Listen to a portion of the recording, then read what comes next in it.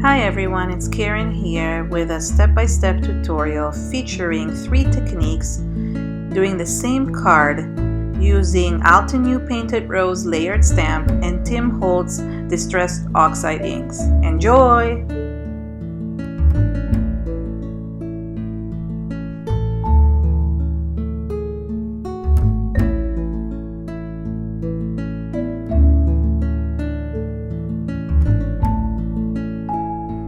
For the stamped rose, I borrowed my friend's Altenew Painted Rose stamp, and I used 3 distressed oxide inks. I used Fossilized Amber, Worn Lipstick, and Fired Brick. I'm stamping on hot pressed watercolor paper by Fabriano, and I took the first layer of the rose, which is the bottom layer. It's a full closed rose, and I took the Fossilized Amber and stamped it on the background. The first one I just stamped and then sprayed the area with water to kind of make it watercolor. The second one I stamped the actual flower and then sprayed it on the stamp and then stamped it on the paper while it was wet. The third one I just stamped regularly because I wanted to compare how the different roses will be depending on the technique, and one of them I wanted it to be as if it was stamped regularly with the distressed oxides. Then I took the second stamp layer, and with this one I used a worn lipstick, and again I did the same technique. I stamped the first one and sprayed it right on the paper and removed some of the extra ink with the wipe. Then I stamped the second one, and this one I sprayed it right on the stamp, and then I stamped the third one, and this one I stamped directly so it would give me that perfect inked image.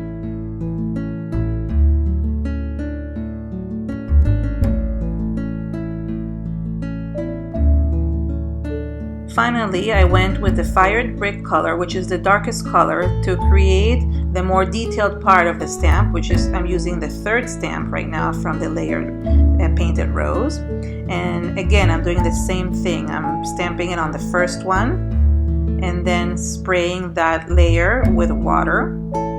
And the reason why I'm doing this is one of the techniques I really like, why the Distress Oxide actually react with the water and create kind of a watercolor watermark. The second technique is I'm stamping it again on the, and then spraying it right on the stamp and then stamping the actual rose again. And this really gave it a watermark kind of effect. The third one is just a regular stamp, and the pigment ink is so bright in the Distressed Oxide that it gives a really beautiful image. I'm using here a stamping block so I can really see, a clear stamping block with grid, so I can really see where I'm stamping everything. Although I didn't need this for the rose, I have this guide where I can see which stamps go with which, but for the leaves I really needed to look at them because I didn't know which ones went with which, and so I put the guide in front of me and then started stamping the leaves. For these I used the cracked pistachio as my first layer, then I used the peeled paint, and then for the darker part of the stamp I used the vintage photo. The good technique about doing this is that you have to do the lighter color first, then a middle color, and then the darker color as the final layer, so all 3 layers will be shown. Again, I'm doing the same 3 techniques for the leaves as well. The first one I'm stamping regularly and spraying it right on the paper. The second one I'm stamping and spraying the stamp, and the third one is just a regular stamped image. Then I took the middle part of the leaf and I did the same thing. I stamped it first, sprayed it for the first one, and the nice thing, because they're layered, not everything gets covered, so you can really see the other part underneath.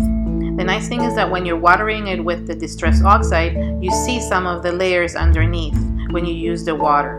And I really like how the ones with the watermark effect that you're actually spraying on the stamp, it actually looks really nice, like distressed. Finally, I'm applying the vintage photo, which is the darkest color, and this leaf is the smallest one out of the layers because it only has like the details at the top. So again, I'm doing the same 3 techniques, and then I went with the other 2 sets of leaves to create the rest of the leaves that go around the rose.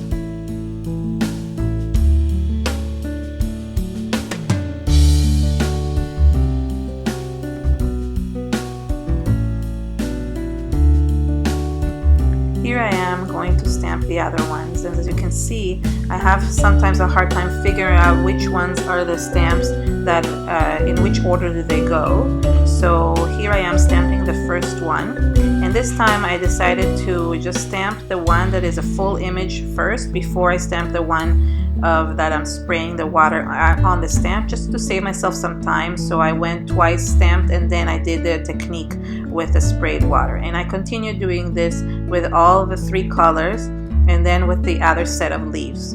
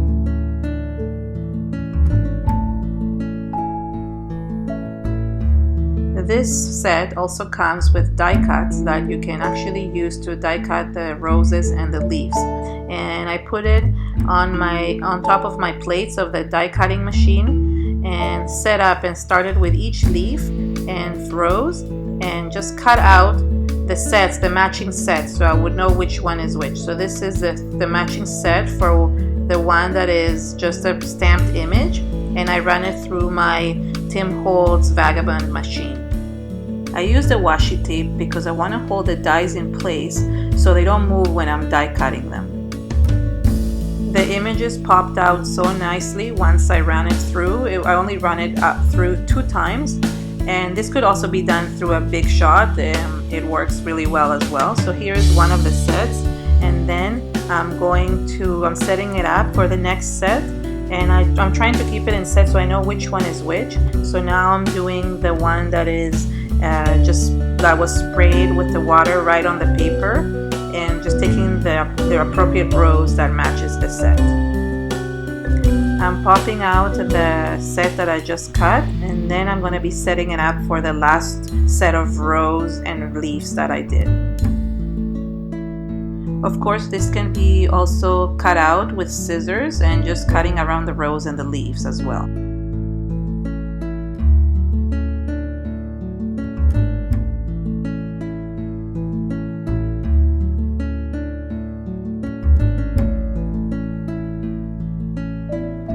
once I popped out the last set, I wanted to create a very nice bright background for my cards. I took some cold press watercolor now because the difference is a little bit more of a rough texture to the paper, and I just used my fossilized amber to create some stains in the background. I wanted the background to be very bright, so I added quite a few layers of the fossilized amber by heat setting in between. By doing this, I created really nice stains in the background, and this is a really good technique to create these watermark stained backgrounds, but you do have to heat set in between so you get those really nice stains. Although I've already said this in other videos and it feels redundant, I really love the mat that I'm using for this technique. I recently got this Ken Oliver mat and it really is awesome and it cleans really well. So I've been saying this, but I really love it and I recommend it if you don't have a mat like this. And as always, I link all the products in the description area as well as this mat. To create some more texture in the background, I used a French script stamp, which I can't remember who makes this one, but I did link up some other ones that I found that were really nice as well.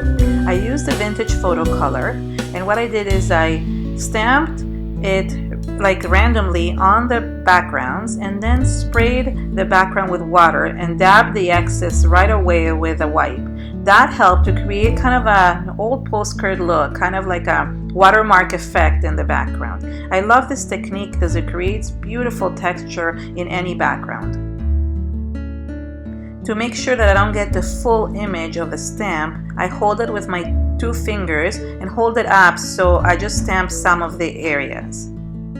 Then I took the same vintage photo ink and just put it on the mat and wet it and run my cards on through the edges so I could create a little bit of a distressed edge around each background. I used some of the leftover ink to just fill in some of the areas where the roses had been maybe stamped a bit to the side, and it helped kind of fill in the white areas around them.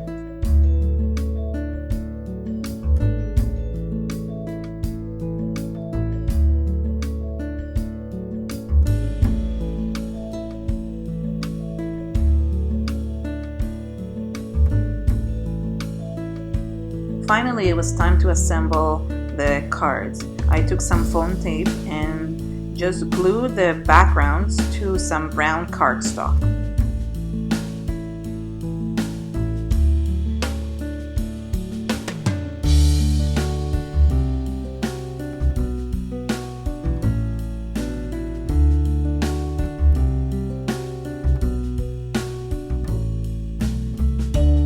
Then I took some leftover pieces from my cardstock and just did the same thing to distress their edges.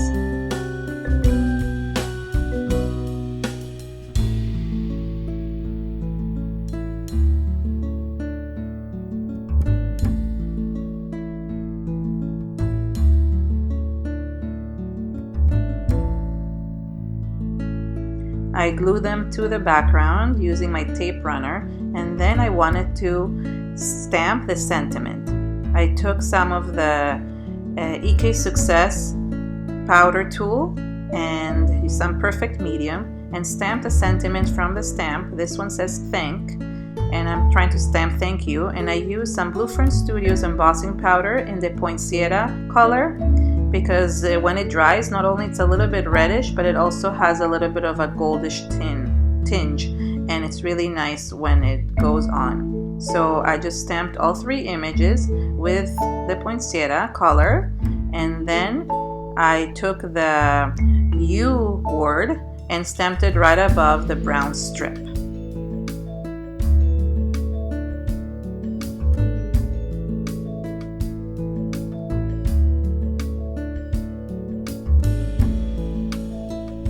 I heat set the embossing powder until it melted, and then I went on stamping the second part of the sentiment, which says you.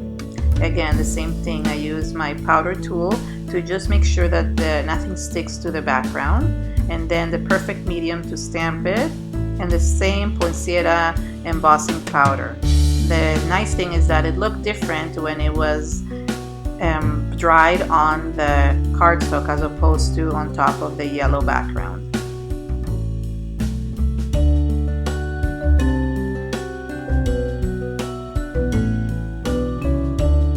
After heat setting the word "you," I touched the word too early and I ended up mucking it a little bit. So if you see on the last card, it's a little bit mucked up, and I tried to redoing it by stamping it and embossing it again.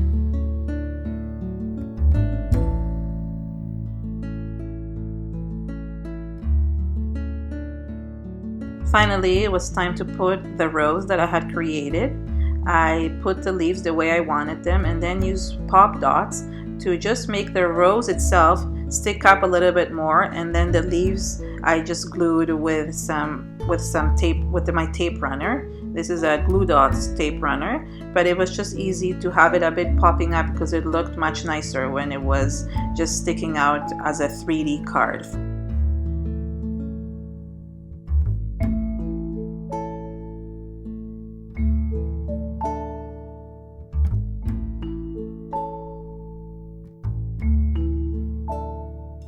I really love how these cards came out. I'm not a big stamper or a card maker for that matter, so I've been experimenting a lot lately with this type of craft, and I really like the results that I'm getting from my cards. So I'm really happy with the way this turned out. I know it's a little bit of a longer video, but I really wanted to show all three techniques and how you can play around with the distress oxides to get different looks even though you're using the same stamp.